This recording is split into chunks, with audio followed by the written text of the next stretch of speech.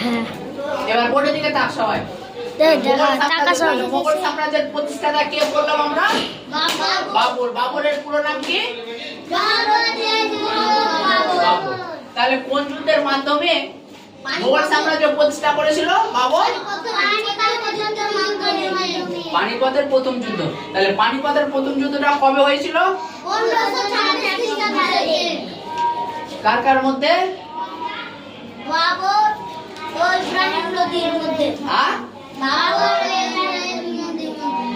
বাবর এবং ইব্রাহিম লোদির মধ্যে। তাহলে লোদি বংশের শেষ সুলতান হচ্ছে ইব্রাহিম লোদি। ঠিক আছে, তাহলে এটা আমরা মনে রাখবো।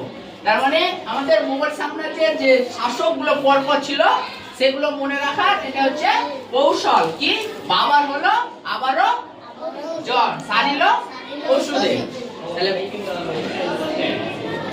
তাহলে বাবার, তাহলে বাবার মানে হচ্ছে কি? বাবর। বাবর।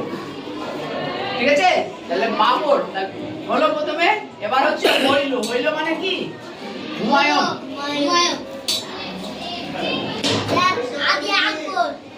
হুমায়ুন। ঠিক আছে, তার মানে হচ্ছে বাবর।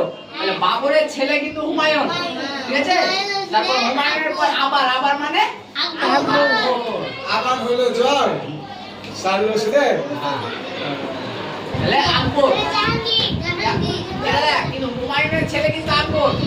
ঠিক আছে, যেমন বললাম কি আমার ছেলে তার ছেলে শাসক করছে, তার ছেলে আবার শাসক করছে। ঠিক আছে, কি হলো? তাহলে জাহাঙ্গীর। জ্বরে জাহাঙ্গীর।